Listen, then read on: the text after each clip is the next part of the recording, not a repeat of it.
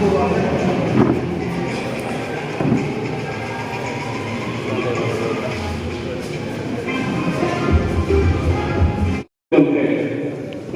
ಸುದಿನ ನಮ್ಮ ನಿಮ್ಮೆಲ್ಲರ ಕನಸಿನ ಕೂಸಾದ ಕಳಸ ಬುಡಕಟ್ಟು ರೈತ ಉತ್ಪಾದಕರ ಕಂಪನಿಯನ್ನು ಅಭೂತಪೂರ್ವವಾಗಿ ಉದ್ಘಾಟಿಸುವ ಒಂದು ಸುದಿನ. ಈ ಸಮಾರಂಭಕ್ಕೆ ನಮ್ಮೆಲ್ಲರನ್ನು ಆತ್ಮೀಯವಾಗಿ ಸ್ವಾಗತಿಸುತ್ತಾ ಈ ಕಾರ್ಯಕ್ರಮಕ್ಕೆ ಮುಖ್ಯ ಅತಿಥಿಗಳನ್ನು ವೇದಿಕೆ ಮೇಲೆ ಸ್ವಾಗತಿಸೋಣ. ಹಾಗೆ ಈ ದಿನದ ಮುಖ್ಯ ಅತಿಥಿಗಳು ಹಾಗೂ ಉದ್ಘಾಟಕರಾದ ಶ್ರೀಯುತ ಎಂ.ಜೆ. ದಿನೇಶ್ ಸರ್ ಅವರು, ಅಧ್ಯಕ್ಷರು ಕಾಫಿ ಮಂಡಳಿ ಭಾರತ ಸರ್ಕಾರ, ಇವರನ್ನು ಗೌರವಪೂರ್ವಕವಾಗಿ ವೇದಿಕೆಗೆ ಆಹ್ವಾನಿಸುತ್ತೇನೆ.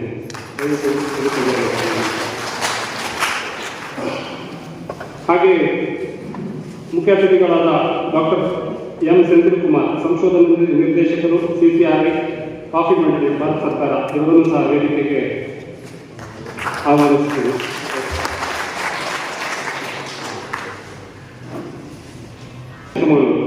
ಇವರನ್ನು ಸಹ ವೇದಿಕೆಗೆ ಗೌರವ.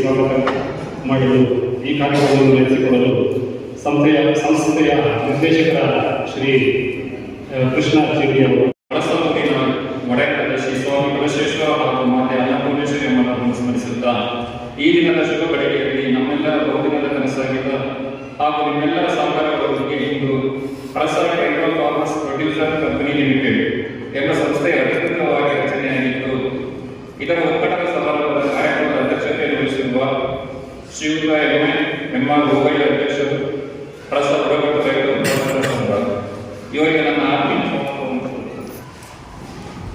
ಹಾಗೂ ಇನ್ನೊಬ್ಬ ಮುಖ್ಯ ಅತಿಥಿಯಾಗಿ ಆಗಮಿಸಿರುವ ಕಳಸ ಬಾಡೂರು ಕಾಫಿ ಬೆಳೆಗಾರರ ಸಂಘದ ಅಧ್ಯಕ್ಷರಾದ ಶ್ರೀ ಭಾಸ್ಕರ್ ಗೌಡ, ಇವರು ಸಹ ಕಾರ್ಯಕ್ರಮದ ಇವರಿಗೆ ಸಹ ಆತ್ಮೀಯ ಸ್ವಾಗತವನ್ನು ಕೋರುತ್ತೇವೆ.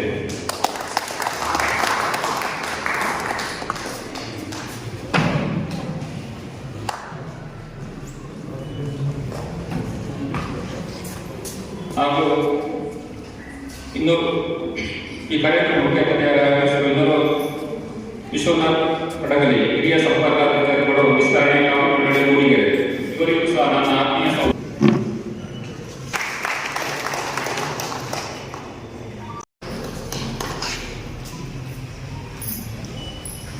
ಕಳಸ, ಇವರಿಗೂ ಸಹ ನನ್ನ ಆತ್ಮೀಯ ಸ್ವಾಗತವನ್ನು ಕೋರುತ್ತೇನೆ.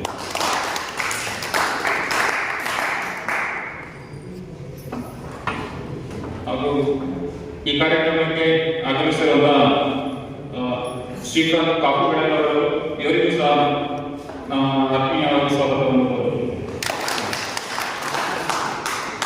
ಹಾಗೂ ಸುಂದರ್ ಶೆಟ್ಟರು, ಗ್ರಾಮ ಪಂಚಾಯತಿ ಕಳಸ ಸದಸ್ಯರು, ಇವರಿಗೂ ಸಹ ಆತ್ಮೀಯ ಸ್ವಾಗತವನ್ನು ಕೋರುತ್ತೇವೆ.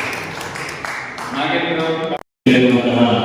ಎಲ್ಲ ಕಾಫಿ ಬೆಳೆಗಾರರೆ ಅದು ಹೆಚ್ಚಿನ ಬಂಧುಗಳು, ಕಳಸ ಬುಡಕಟ್ಟು ರೈತ ಉತ್ಪಾದಕ ಕಂಪನಿಯ ಉದ್ಘಾಟನಾ ಸಂದರ್ಭದಲ್ಲಿ ಸಂಘ ಒಂದು 5 ವರ್ಷಗಳಿಂದ ನಡೆದು ಬಂದ ಪ್ರಾರಂಭ ಮತ್ತು ಮುಂದಿನ ಗುರಿಗಳ ಬಗ್ಗೆ ನಾನು ಒಂದೆರಡು ಪ್ರಾಥಮಿಕವಾಗಿ ಮಾತಾಡ್ತೀನಿ. ಮೊದಲಿಗೆ ನಾವು ಕಾಫಿ ಮಂಡಳಿಗೆ ನಮ್ಮ ಎಲ್ಲ ಬುಡಕಟ್ಟು ರೈತ ಬಾಂಧವರ ಪರವಾಗಿ ಕೃತಜ್ಞತೆಯನ್ನು ಅರ್ಪಿಸ್ತೀನಿ.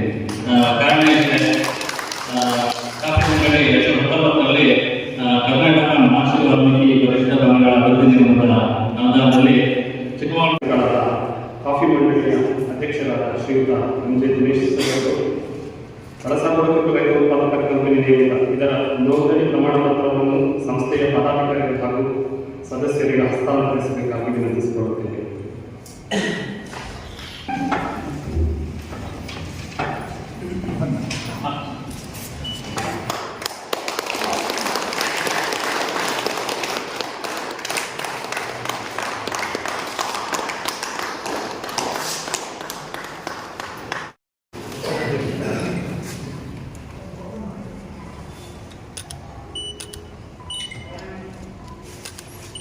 ಅವರಿಗೆ ಧನ್ಯವಾದಗಳನ್ನು ತಿಳಿಸುತ್ತಾ ಈ ಸಭೆಯನ್ನು ಉದ್ದೇಶಿಸಿ ಒಂದು ಮಾತುಗಳನ್ನು ಆಡುತ್ತಾರೆ.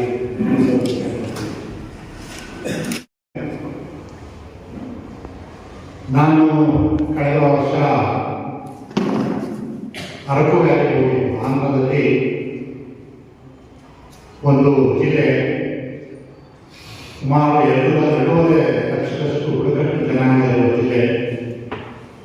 ಅಲ್ಲಿ ಕಾಫಿಯ ನಿರ್ವಹಣೆ ಮತ್ತು ಅಲ್ಲಿಯ ಹಲವಾರು ಎತ್ತುಗಳ ಚಟುವಟಿಕೆಗಳು ಮತ್ತು ಕಾಫಿಯ ಮಾರುಕಟ್ಟೆಯನ್ನು ಯಾವ ರೀತಿ ಮಾಡ್ತಿದ್ದಾರೆ ಅನ್ನೋದನ್ನು ನೋಡುವ ಅವಕಾಶ ಸಿಕ್ಕಿತ್ತು. ಆ ಅವಕಾಶವನ್ನು ನಮ್ಮ ಜಿಲ್ಲೆಯಲ್ಲಿ ಯಾಕೆ ಮಾಡಬಾರದು, ಅದೇ ರೀತಿ ಅವಕಾಶಗಳನ್ನು ಒಂದು ಅನಿಸಿದ ಬ್ರ್ಯಾಂಡ್ ಮಾಡೋದಿರ್ಬೋದು ಅಥವಾ ರೈತರ ಒಂದು ಆರ್ಥಿಕ ಅಭಿವೃದ್ಧಿಗೆ ಅನೇಕ ಕೆಲಸಗಳನ್ನು ಮಾಡ್ತಾರೆ. ಬಟ್ ಕರ್ನಾಟಕದಲ್ಲಿ ರಾಜ್ಯ ಸರ್ಕಾರದ ಪಾತ್ರ ಬಹಳ ಕಡಿಮೆ ಇದೆ. ಹಾಗಾಗಿ ನಾವು ಕಾಫಿ ಮಂಡಳಿಯಲ್ಲಿ ನಾವು ಅದನ್ನು ಮಾಡುವ ಈ ರೀತಿ ಸಂಸ್ಥೆಯನ್ನು ಮಾಡುವಾಗ ಅಥವಾ ಅರಕು ವ್ಯಾಲಿಗೆ ಹೋದಾಗ ಅನೇಕ ವಿಚಾರಗಳನ್ನು ಅಂಶಗಳನ್ನು ಗಮನಿಸ್ತೇವೆ. ಹೇಗೆ ಅವರ ಬ್ರ್ಯಾಂಡ್ ತುಂಬ ಪಾಪ್ಯುಲರ್ ಆಯಿತು. ಅರಕು ಕಾಫಿ ಅಂದರೆ ಪ್ರಪಂಚದಲ್ಲಿ ಒಂದು ಅತ್ಯಂತ ಹೆಚ್ಚು ಬೆಲೆಯನ್ನು ನೀಡುತ್ತಿರುವ ಕಾಫಿ. ಇತ್ತೀಚೆಗೆ 10,000 ರೂಪಾಯಿ ಕೆಜಿ ಕಾಫಿ ಹೋಗಿದ್ದಾರೆ. ಹೇಗೆ ಅವರು ಸಕ್ಸಸ್ ಆದರು ಅನ್ನೋದಕ್ಕೆ ಅನೇಕ ವಿಚಾರಗಳನ್ನು ನಾವು ಇದ್ದಾಗ ಗಮನಿಸಿದಾಗ ಒಂದು ಉತ್ಪಾದನೆ ಬಹಳ ಕಡಿಮೆ ಇದೆ.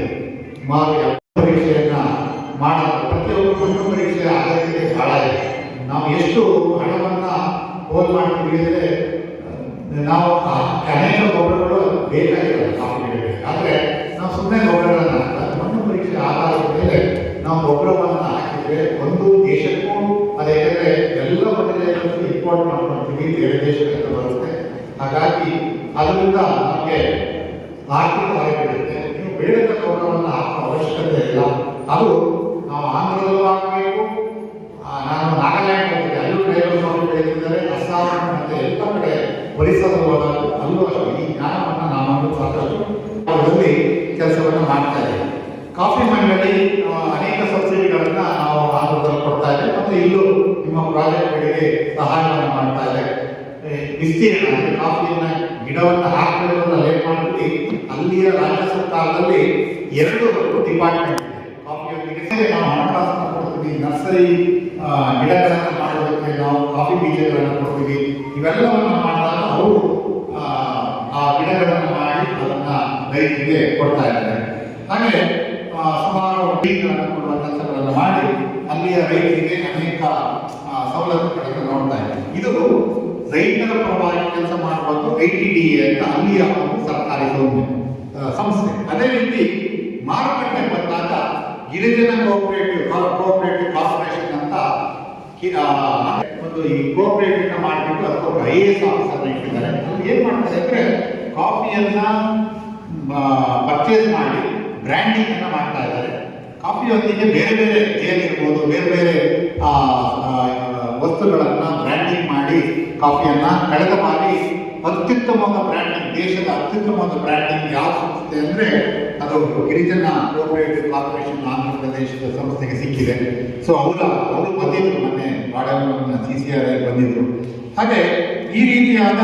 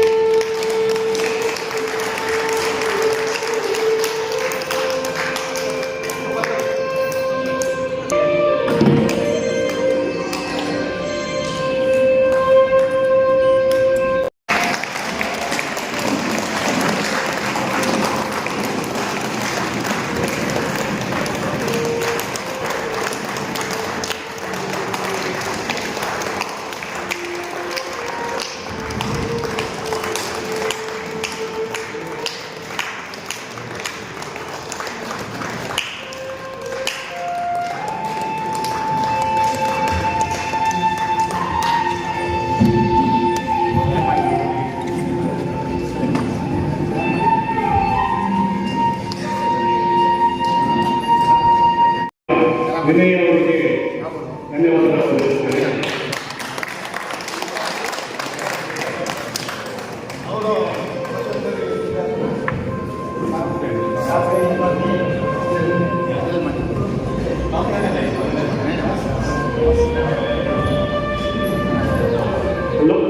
ಲೋಪ ಮಾಡಿದಂಥ ವಿನಯ್ ಅವರಿಗೆ ಒಂದು ಶಾಲ್ ಹಾಗೂ ಹಾರವನ್ನು ಹಾಕಿ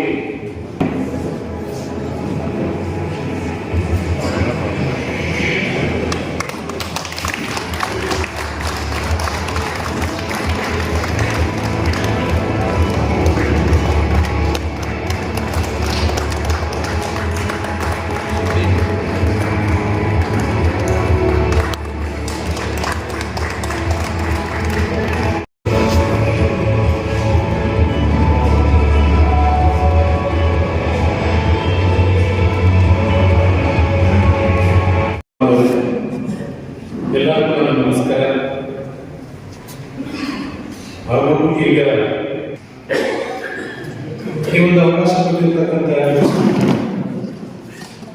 ಕಲಸ ಪ್ರೊಡ್ಯೂಸರ್ ಕಂಪನಿ ಇರುವ ಎಲ್ಲ ಆಫೀಸರ್ಸ್ ಕೂಡ ನಮ್ಮ ಕಾಫಿ ಬೋರ್ಡ್ ಪರವಾಗಿ ಸಿಸಿಆರ್ ಪರವಾಗಿ ಧನ್ಯವಾದಗಳನ್ನು ಹೇಳಿಕೊಳ್ಳಲು ಇಷ್ಟಪಡ್ತೀನಿ. ಅದಲ್ಲದೆ ಈಗ ನಮ್ಮ ಇದು ಉದ್ಘಾಟನೆ ಮಾಡುವಾಗ ಸುಮಾರು ಅದರ ಸುರಿತಾ ಇತ್ತು. ಅದೇ ತರ ನಿಮ್ಮ ಲೈಫಲ್ಲಿ ಕೂಡ ಅದು ಬರೀ ಬಬಲ್ ಕಾಣ್ತಾ ಇದೆ. ಅದು ಬದಲಾಗಿ ಎಲ್ಲ ನಿಮ್ಮ ಜೀವನದಲ್ಲಿ ಇನ್ನು ಮುಂದಕ್ಕೆ ಗೋಲ್ ಮಾಡಬೇಕು. ಆಮೇಲೆ ನಮ್ಮ ಜೀವನ ಹಿಂಗೆ ಒಟ್ಟಾಗಿ ಜರ್ನಿ ಆಗಬೇಕು, ಮಾರುಕಟ್ಟೆ ಮಾಡಬೇಕು, ಪ್ರಾಸ್ಪರಿಟಿ ಬರಬೇಕು. ಅವೆಲ್ಲ ಈಗ ಹೊಸದಾಗಿ ನಾವು ಕೇಳಿಸ್ಕೊಳ್ಳೋ ತರ ನಾವು ಹೇಳೋದು ನೀವು ಕೇಳಿಸ್ಕೊಳ್ಳಿ. ಅದರಿಂದ ಈ ಒಂದು ಮನುಷ್ಯ ಜೀವನದಲ್ಲಿ ಒಗ್ಗಟ್ಟಾಗಿ ಇದ್ದರೆ ಎಲ್ಲರಿಗೂ ಒಳ್ಳೆಯದು, ಎಲ್ಲರಿಗೂ ಒಳ್ಳೆಯದು. ಅದು ಹೊಸದಲ್ಲ, ನಮ್ಮ ಕಲೆ. ಅದರಿಂದ ಈ ತರ ಒಂದು ಪ್ರಾರಂಭ ಮತ್ತೆ ಇನ್ನೊಂದೊಮ್ಮೆ ಆಗೋದು ನನಗೆ ಮಾತ್ರ ಅಲ್ಲ, ನಮ್ಮ ಸಂಸ್ಥೆಗೆ ಕೂಡ ಬಹಳ ಸಂತೋಷ. ನಿಮ್ಗೆಲ್ಲರಿಗೂ ಗೊತ್ತಿರ್ಬೋದು, ಗವರ್ಮೆಂಟ್ ಆಫ್ ಇಂಡಿಯಾ ಕೂಡ ಇದಕ್ಕೆ ಬಹಳಷ್ಟು ಇಂಪಾರ್ಟೆನ್ಸ್ ಅನ್ನ ಕೊಡ್ತಾ ಬರ್ತಾ ಇದೆ. ಲಾಸ್ಟ್ ಇಯರ್ ಕೂಡ ನಮ್ಮಲ್ಲಿ 10,000 FPO ಸ್ಟಾರ್ಟ್ ಮಾಡಬೇಕು ಅನ್ನೋದು ಒಂದು ನಮ್ಮ ಭಾರತ ಸರ್ಕಾರದ ಒಂದು ಗುರಿ. ಅಂದ್ರೆ ಎಷ್ಟು ಮಟ್ಟಿಗೆ ಸಾಧ್ಯ ಅಂತಂದ್ರೆ ನೀವೆಲ್ಲ ಮುಂದೆ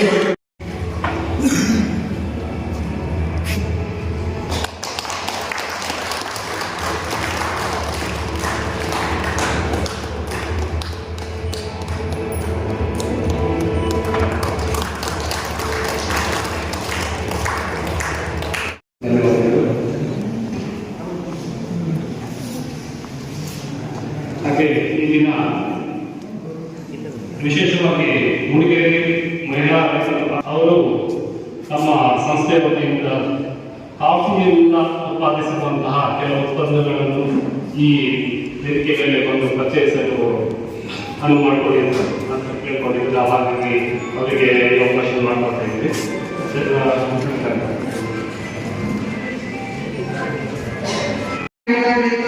ಸಂಸ್ಥೆಯಿಂದ ಬಂದಿದ್ದೀವಿ. ನಾನು ಅದರ ಅಧ್ಯಕ್ಷರಾಗಿದ್ದೇನೆ. ನಾವು ದಿನೇಶನ ಅಡ್ವೈಸ್ ಪ್ರಕಾರ ಒಂದು ಸಂಸ್ಥೆ ಮಾಡಿದ್ದೀವಿ. ಅದರಲ್ಲಿ ನಾವು ಕೆಲವು ಉತ್ಪನ್ನಗಳನ್ನು ಮಾಡ್ತಾ ಇದ್ದೀವಿ. ಮೊದಲನೇದಾಗಿ ನಮ್ಮ ಷೇರು ಆರ್ಡರ್ಸ್ ಏನಿದ್ದಾರೆ ಅವರಿಗೆ ಒಂದು ಅವಕಾಶ ಕೊಟ್ಬಿಟ್ಟು ಅವ್ರು ಬೇರೆ ಬೇರೆ ಉತ್ಪನ್ನಗಳನ್ನು ಮಾಡೋಂಥ ಒಂದು ಅವಕಾಶ ಕೊಟ್ಟು. ವಿಡಿಯೋ ನೋಡಿದ್ದಕ್ಕೆ ಧನ್ಯವಾದಗಳು. ಮುಂದಿನ ವಿಡಿಯೋದಲ್ಲಿ ಸಿಗೋಣ. ಕ್ಷಣ ಕ್ಷಣದ ಸುದ್ದಿಗಾಗಿ ವೀಕ್ಷಿಸಿ ನ್ಯೂಸ್ ಕರ್ನಾಟಕ, ಸದಾ ನಿಮ್ಮ ಜೊತೆ.